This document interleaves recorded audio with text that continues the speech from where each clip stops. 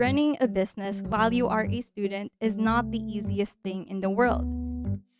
When you're running an art business alone, you realize that it takes a lot of your time and energy to get things done.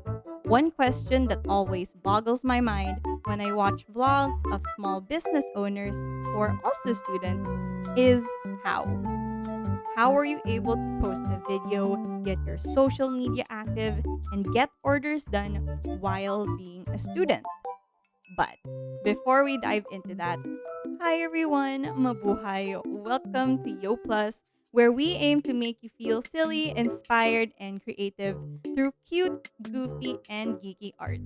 My name is Quincy, and it's nice to meet you, friends.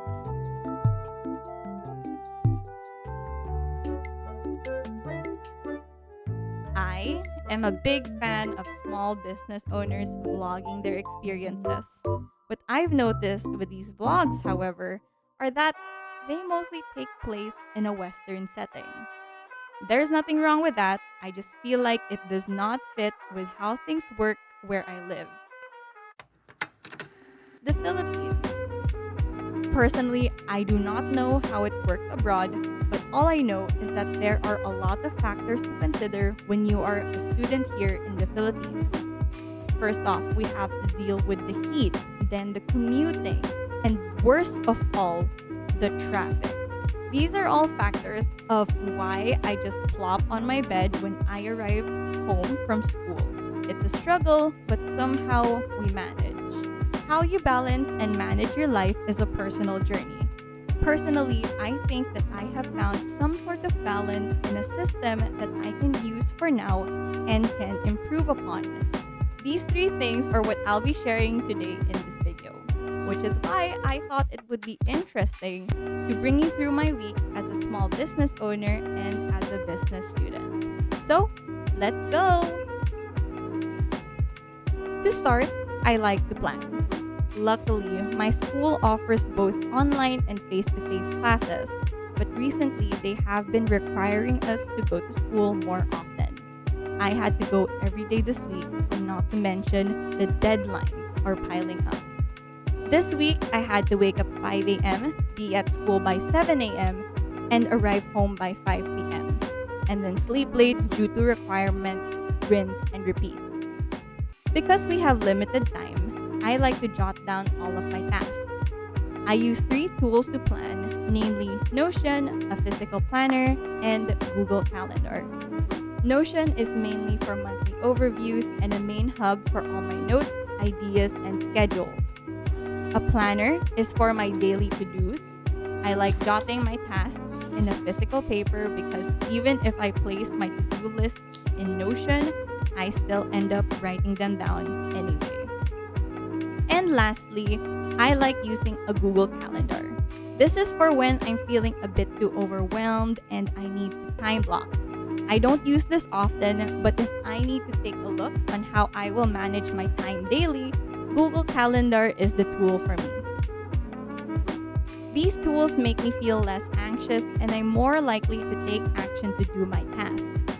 It's also important to note that when you plan, not everything will go your way. I personally do not follow everything strictly, or else we will just guilt ourselves over unfinished work.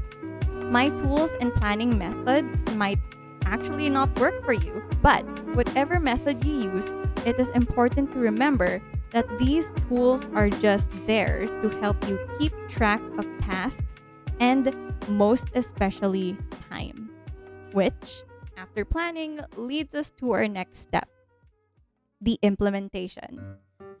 As mentioned, this particular week had a ton of deadlines and tasks that needed to be done. So I made sure to divide my time wisely. But we are not machines and we do get tired. So how do we do tasks when we have limited energy? There are two things that I like to do when implementing my plan. First is prioritizing. We must know what to prioritize first, and the sad reality is one aspect of your life must be sacrificed for another. Sometimes either school or the business will have to take a back seat for you to accomplish requirements and deadlines on time. For example, in my case, I would do my schoolwork and be inactive with the business, meaning I wouldn't be promoting much. I wouldn't post videos, pictures, and stories for a period of time, and vice versa. This is why my account looks like they are gathering cobwebs, but let's face it, you really can't have it all. However, this area is something that I plan to improve very soon.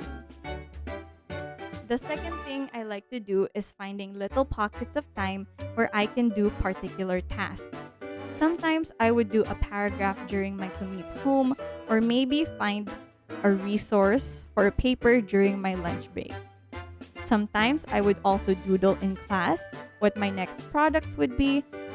And sometimes when I'm in campus and I know I'd be home late, I would go do my schoolwork whenever I have free time.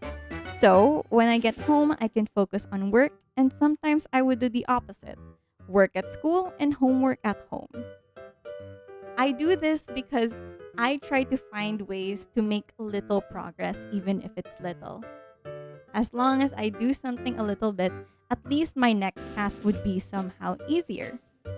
Some people might say I'm insane for doing these things during my break or my free time, but I can't help it. I consider myself lucky that I love what I do, both with my small business and in what I study. And I hope that you guys find the same joy as well with whatever you do.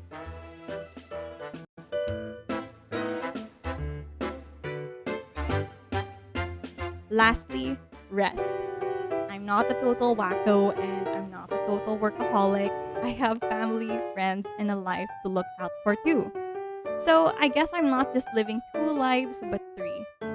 While yes, I make sure to do my tasks at school, it's a non negotiable for me to make sure I enjoy the presence of my friends and my family, and to also take care of myself. Yes, the thrill of work and school is fun, but I believe that we also must enjoy life, the sun, the people, the memories, and the good food. After all, these are things that help motivate and inspire us. A wise man, aka my dad, told me to always take care of your mind, body, and spirit. Without these things, how can you expect yourself to achieve the things you want to achieve? As Mama Ru would also say, if you can't love yourself, how the hell you gonna love somebody else? And amen to that. Whatever your goals are in life, take your time to rest, build relationships, and gain experience on how to achieve whatever goal you have in mind. These things will accumulate and help you in the long run, which honestly is something nobody can ever take away from you. Enjoy the journey and don't forget to take breaks, kid. You deserve it. Now, with all that hard work, let's celebrate our wins. This week, I was able to do well on my report, implement a fundraiser, and also get orders out on time. So that's fun.